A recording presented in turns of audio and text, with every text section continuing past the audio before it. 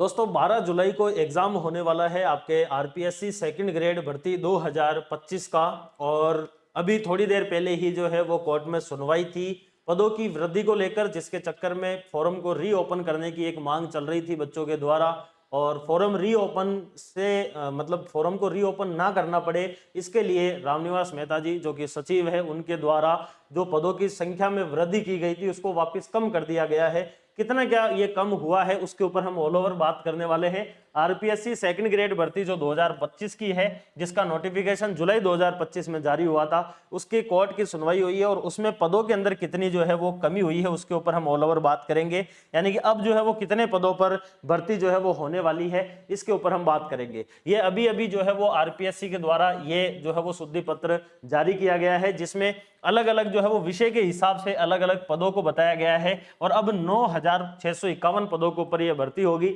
हम थोड़ा सा इससे बढ़कर जो है वो और चीज समझ लेते हैं कि कहानी क्या है। देखिए, कहानी यह है कि जब आरपीएससी के द्वारा 2025 के अंदर दिनांक थी आपके 17 जुलाई 2025, तब ये नोटिफिकेशन जारी किया गया था। और उस समय जब इस नोटिफिकेशन को जारी किया गया, तब राजस्थान में एक नियम था कि अगर आप 100 पदों पर अगर कोई भर्ती आ रखी है तो उसमें 50 से ज्यादा पदों के अंदर वृद्धि नहीं कर सकते हो। यानी कि 100% से मतलब 50% से ज्यादा आप मूल पदों के ऊपर वृद्धि नहीं कर सकते हो। अगर ऐसी कंडीशन होती है तो फिर आपको फॉर्म रीओपन करना पड़ेगा और भर्ती जो है वो नए सिरे से शुरू होगी।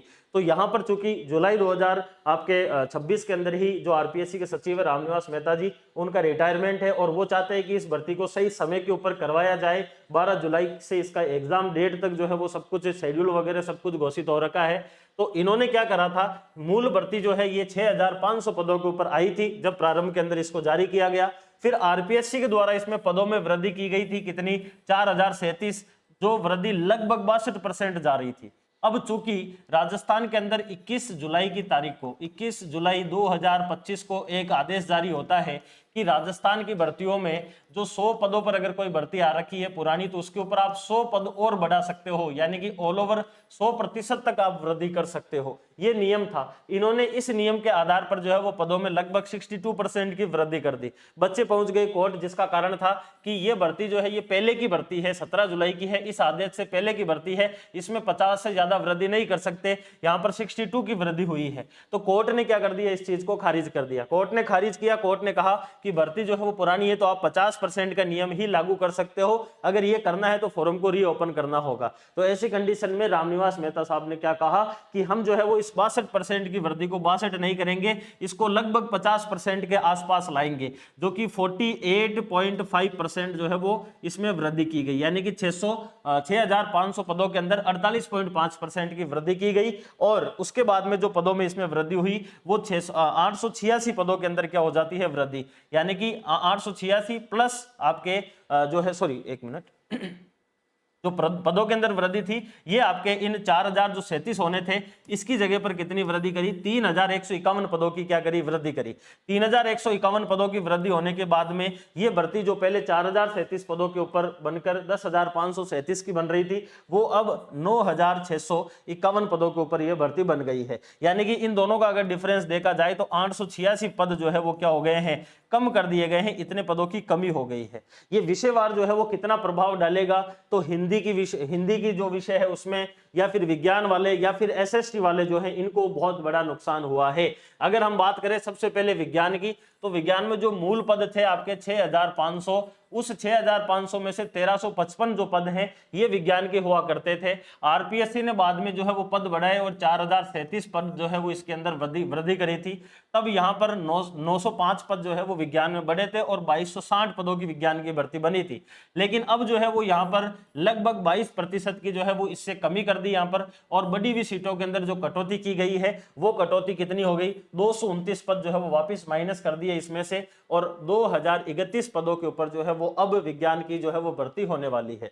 हिंदी की अगर बात करें तो हिंदी जब विज्ञापित हुई थी उस समय 1052 पद थे। 813 पद बढ़ाए गए, 1865 पदों पर भर्ती हुई, फिर 288 पद जो है वो इसमें वापस माइनस कर दिए। सबसे ज्यादा माइनस हुए हैं हिंदी के अंदर, और अब हिंदी की भर्ती 1577 पदों के ऊपर होगी। ठीक है, उसके बाद में गणित की बात करें तो गणित जो है ये विज्ञापित 6500 के अंदर 1385 पद जो है वो इसके थे आपके गणित के, फिर 796 बढ़ाकर 2181 पद करे थे टोटल, और 105 पद जो है वो आपके गणित में कम हुए, और 2076 पदों के ऊपर ये भर्ती जो है वो अब बन गई है। अंग्रेजी की अगर हम बात करें तो अंग्रेजी के अंदर 1305 पद थे 6500 के अंदर से, फिर 702 पद बढ़ाए गए थे 4037 में, और 2007 पदों के ऊपर भर्ती हुई थी, लेकिन वापस जो है वो उस नियम के अनुसार 51 पद कम कर दिए। इंग्लिश में इतना ज्यादा नुकसान नहीं है, 1956 पदों के ऊपर ये भर्ती आपके बन जाती है। फिर सामाजिक विज्ञान के अंदर 401 पद थे, बड़ी मुश्किल से 4037 में से 401 पद पाती आए थे SST वालों को, 802 पद हुए थे, वापस -202 पद कर दिए, और 600 पदों के ऊपर अब SST की भर्ती जो है वो रह चुकी है। संस्कृत की बात करें तो संस्कृत में विज्ञापन जो आया था आपके 6500 का, तब 940 पद थे, फिर 4037 में 383 पद जो है वो बढ़ाए गए, 1323 पद की भर्ती हुई। इसमें किसी भी प्रकार का कोई बदलाव नहीं किया संस्कृत के अंदर, और 1323 के 23 ही है, यानी कि इनको इतना नुकसान नहीं हुआ है संस्कृत वालों को। उर्दू की अगर हम बात करें तो 48 पद थे, 34 की वृद्धि होकर 82 किए गए थे, वापस -11 कर लिए, यानी कि अब आपके 71 पद जो है वो उसके ऊपर आपके उर्दू की भर्ती होने वाली है। पंजाबी या फिर सिंधी और गुजराती, इनमें किसी भी प्रकार का जो है वो कोई भी बदलाव जो है वो नहीं रखा गया है, उतने को उतने ही है 14 पद, और उसमें जो है वो 2 और 1 3 पद है टोटल दोनों का। यानी कि जब मूल पद आए थे तब 6500 के ऊपर भर्ती थी है, फिर 4037 पद बढ़ाए गए थे तो 10,537 की भर्ती हो गई थी, और फिर ये 50% का नियम फंसा। आज सुनवाई हुई तो वापिस RPSC ने 62% की जगह पर 48.5 कितने 48.5% जो है वो क्या कर दी, इन पदों के अंदर वृद्धि करी है, इतनी ही वृद्धि करी है। और क्या कर दी आपके वापिस जो ये आपके 10,537 पद थे, इसमें 886 पद क्या कर दिए, माइनस कर दिए, और माइनस करके और यहां पर अब भर्ती जो है वो कितने पदों की हो गई है, 9651 पदों के ऊपर भर्ती हो गई है। यानी कि जहां 10,500 आपके 37 पदों पर थी, वो 9651 पदों के ऊपर ही अब भर्ती जो है वो रह गई है। अगर हम बात करें तो 3151 पदों की ही यहां पर वृद्धि हुई है, यानी कि जो आपके 6500 थे इसमें कितनी वृद्धि हुई है, 3151 पदों की ही वृद्धि हुई है, और 9651 के ऊपर भर्ती जो है वो रह गई है। ये ऑल ओवर जो है वो अपडेट है आपके सेकंड ग्रेड की भर्ती को लेकर। यहाँ पर ये पदों का विवरण दे रखा है जो मैंने आपको बताया है। देखिए कई बार जो है वो ऐसी चीजें होती है, ऐसे घटनाक्रम होते हैं कि एग्जाम से जस्ट पहले बहुत बार, क्योंकि सेकंड ग्रेड वालों तो स्पेशली जानते ही हैं, जब 2021-22 की जो भर्ती हुई थी उसके अंदर सेकंड ग्रेड का एग्जाम हॉल के अंदर पेपर दे दिए, पेपर आउट हो गया, पेपर वापस ले लिए गए थे, ऐसी कंडीशन भी आ रखी है बच्चों में, और उसके बाद में भी बच्चों ने सिलेक्शन लिया था। बहुत बार ऐसा हुआ है कि एग्जाम बिल्कुल आ गया है, 4-5 दिन बचे हैं, RS वाले बच्चों के साथ विशेष रूप से होता है, और फिर डेट आगे किसका देते हैं, 4-5-6 महीने के लिए। ऐसी कंडीशन भी देखने को मिली है, और भी बहुत सारी ऐसी कंडीशन आती है जो आपके एग्जाम से जस्ट पहले आपको विचलित करती है। लेकिन मेरा यही कहना होगा कि जो विद्यार्थी इन चीजों से, चाहे ये कैसी भी घटनाक्रम हो, इनसे अप्रभावित होते हुए अगर अपनी तैयारी करेगा, वही विद्यार्थी सक्सेसफुल जो है वो इस भर्ती के अंदर होने वाला है, या फिर ऑल ओवर कोई सी भी सरकारी भर्ती हो। तो आप जब भी अगर सरकारी एग्जाम की तैयारी कर रहे हो, जो भी बच्चे कर रहे हो, जिस भी एग्जाम की कर रहे हो, उनका फोकस केवल और केवल अपने गोल पर होना चाहिए कि भाई ये यहाँ पर वापिस जो है वो इतने पदों की जो है वो कमी हो गई, अब सिलेक्शन कैसे होगा, 886 पद कम हो गए, 202 हो गए, 288 हो गए।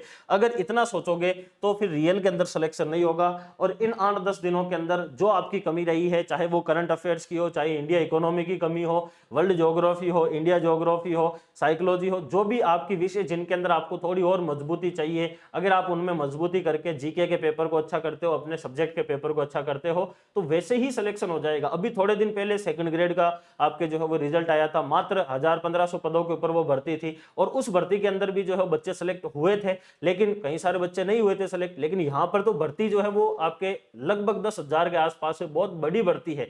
जितनी भर्ती ऑल ओवर सेकंड ग्रेड की आई थी, उतनी भर्ती तो अकेले साइंस वाले, गणित वाले या फिर इंग्लिश वालों के लिए ये भर्ती है।